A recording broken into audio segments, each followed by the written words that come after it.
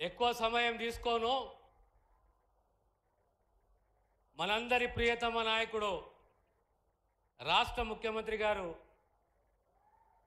మిమ్మల్ని ఉద్దేశించి మాట్లాడాలి, ప్రసంగించాలి. ఎక్కువ సమయం తీసుకొని రెండే ముచ్చట్లు చెప్తాను. వేదికను అలంకరించిన పెద్దలందరూ, ఈనాటి ఈ సమావేశానికి విచ్చేసిన నారాయణపేట జిల్లా కాంగ్రెస్ అభిమానులు, కార్యకర్తలు, పాత్రికేయ మిత్రులారా, గత 14 సంవత్సరాల్లో కాంగ్రెస్ ప్రభుత్వం, రేవంత్ రెడ్డి గారి ప్రభుత్వం ఏం పనులు చేసిందని సుదీర్ఘంగా చెప్పకుండా ప్రతి అంశం పైన ఏ మాట ఇచ్చిందో ఆ మాట నిలబెట్టుకునే ప్రయత్నము కాంగ్రెస్ ప్రభుత్వం చేసింది. ప్రధానంగా 6 గ్యారంటీలే కాదు, రుణమాఫీయే కాదు, ఇందిరమ్మ ఆత్మీయ భరోసానే కాదు, గత 10 సంవత్సరాలలో రేషన్ కార్డు లేకపోతే ఈరోజు రేషన్ కార్డు ఇవ్వడానికి సిద్ధంగా ఉన్నది. గత 10 సంవత్సరాల్లో ఇండ్లు లేవు కానీ ఒక్కొక్క నియోజకవర్గానికి 3,500 ఇండ్లు మంజూరు చేసింది.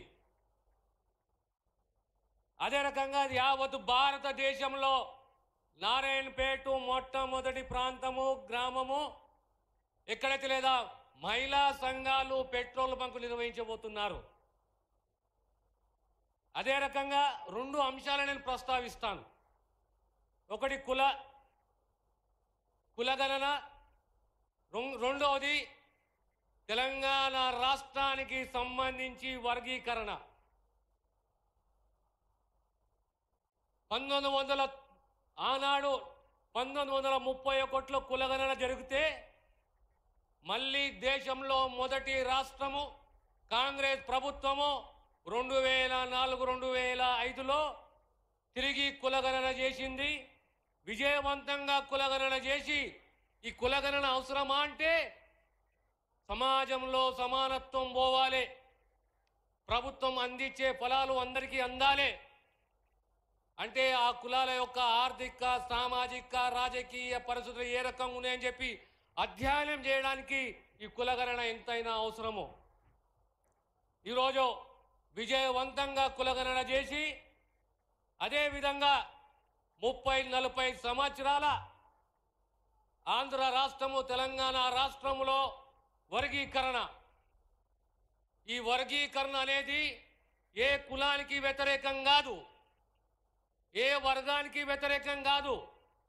ఆనాడు బాబాసాహెబ్ ఏమన్నాడంటే సమాజంలో సమానత్వము రావాలి, ఆత్మగౌరవంతో బతకాలంటే వారి వాటా, వారి హక్కు వారిని పరిరక్షించాలి, వారికి అందియాలి. ఈనాడు 59 కులాలు తెలంగాణ రాష్ట్రంలో, 59 కులాలు, 52 లక్షల పైచిలుకు జనాభా.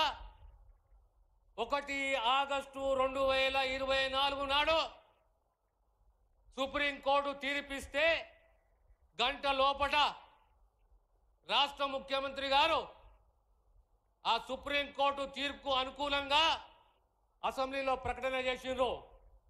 మేము సామాజిక న్యాయానికి కట్టుబడి ఉన్నాము, ఈ కులాలకు న్యాయం చేస్తాము, అసమానతలు తొలగిస్తాము, రాబోయే కాలంలో వర్గీకరణని ఖచ్చితంగా అమలు చేస్తామని చెప్పి సరిగా 6 మాసాలలో 180 రోజుల లోపలే ముఖ్యమంత్రి గారు ఒక సబ్ కమిటీని నియమించడము, ఆ సబ్ కమిటీ ద్వారా మళ్ళీ సిఫారసులు తీసుకొని 1 మ్యాన్ కమిషన్ నియమించడము, 1 మ్యాన్ కమిషన్ సిఫారసులు స్వీకరించి ఈనాడు ఏబిసిడి కాదు ఏబిసిని ఒప్పుకుంటున్నాము, అత్యంత వెనుకబడ్డ కులాలకు ప్రాధాన్యతలు ఇస్తున్నాము. అవి బుడగ జంగాలే కానీ, దక్కలియే కానీ, జగ్గలియే కానీ ఇలాంటి కులాలకు మొట్టమొదటి ప్రాధాన్యత ఇవ్వాలి. జనాభా ప్రాతిపదంగా ఈరోజు తెలంగాణలో అత్యధిక మెజారిటీ ఉన్న మాదిగ వర్గాలకు కనీసము 9.7% రిజర్వేషన్ ఈ ప్రభుత్వం రేవంత్ రెడ్డి గారి నాయకత్వంలో ఇవ్వబోతున్న విషయాన్ని మీకు సవినయంగా తెలియజేస్తున్నాను. ఇది ఒక చరిత్ర. గతంలో ఎవరు ఈ రకంగా ఆలోచన చేయలేదు, ఎవరు చేయలేదు. రాబోయే కాలంలో బీసీలే గాని ఎస్సీలే గాని వారికి సామాజికంగా ఆర్థికంగా రాజకీయంగా ఉద్యోగపరంగా ఈ ప్రభుత్వం మీకు న్యాయం చేస్తుందన్న విషయాన్ని తెలియజేస్తూ నేను సెలవు తీసుకుంటాను.